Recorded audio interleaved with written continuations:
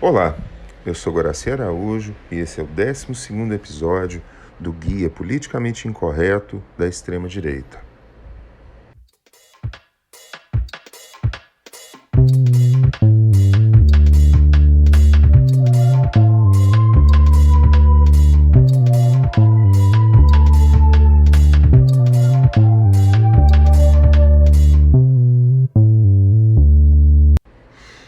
No episódio de hoje, eu vou discutir um pouco ismos. Socialismo, comunismo, nazismo, que não é de esquerda. No Brasil, recentemente, surgiu uma polêmica curiosa, que foi a polêmica na qual gente próxima da extrema-direita afirmou que o nazismo era de esquerda. Existe um motivo para isso, não é uma coisa arbitrária.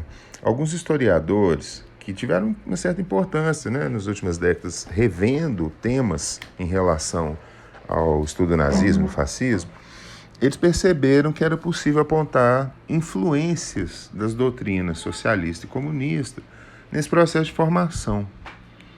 Tem dois autores que eu acho que vale a pena mencionar nesse caso. Um deles é o Ernst Nolte e outro é o historiador israelense Ziv Sternhell, que talvez seja o sujeito que mais contribuiu para esse levantamento de influências socialistas e comunistas.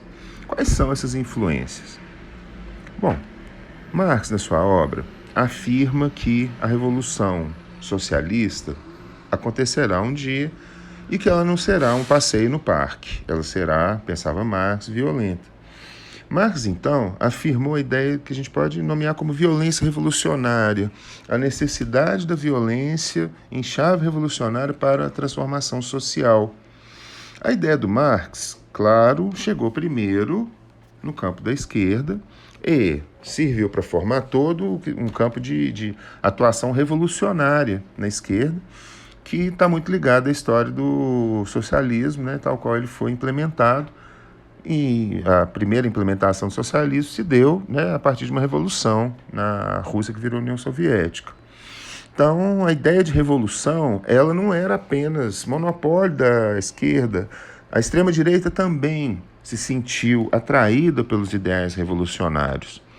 Essa atração da extrema-direita e o tipo de extrema-direita que surge nesse momento é chamado nos estudos de nacionalismo revolucionário ou nacional-socialismo. Tem um autor do século XIX e XX que foi muito relevante para a gente entender essa transição, como é que essas coisas passavam de uma pessoa para outra. Foi um pensador político chamado Georges Sorel. O Georges Sorel era um defensor ferrenho da necessidade da violência revolucionária e ele foi recebido pelos extremismos à esquerda e direita. Ele mesmo oscilou entre esses dois lados, frequentemente. Bom, talvez para melhorar um pouco a explicação, seja interessante a gente diferenciar um pouco termos como socialismo, comunismo e nacional-socialismo ou nacionalismo revolucionário. O socialismo, de uma forma um pouco menos intensa, e o comunismo, de uma forma mais intensa, eles defendem a ideia de que as sociedades que nós conhecemos, sociedades capitalistas, são sociedades nas quais existe algo chamado luta de classe.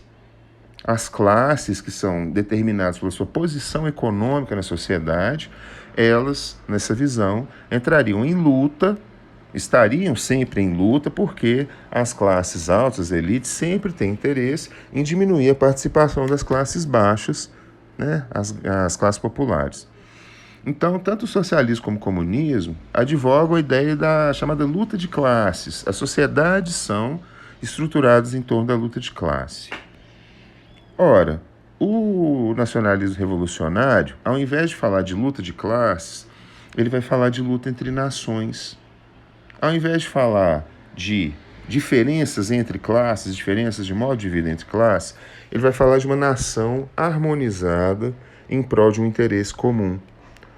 Isso quer dizer o quê? Isso quer dizer que certos aspectos do pensamento do Marx, a ideia da necessidade da luta, a defesa da violência como um estágio na transição para novos modelos sociais, Isso está presente no nazifascismo, mas o que eles deixam de lado é a ideia sem a qual não pode haver marxismo, não pode haver pensamento de Marx e não pode haver socialismo, comunismo. É a ideia de luta de classes. Sem a ideia de luta de classes, é impensável o marxismo, né, o pensamento que deriva de Marx. Porque a luta de classes é o conceito que estrutura, em grande medida, esse pensamento. Quando você transforma isso numa questão das nações ao invés das classes, o que você cria uma forma de pensar nova. E foi isso exatamente que o nacionalismo revolucionário fez. Ele criou uma forma de pensar nova que conjugava nacionalismo, e a ideia de um nacionalismo ativo e mesmo violento, com uma harmonização interna às sociedades que, de fato, significava, na prática, um grande prejuízo para os trabalhadores. No próximo episódio do Guia, eu vou continuar nesse assunto. Até lá!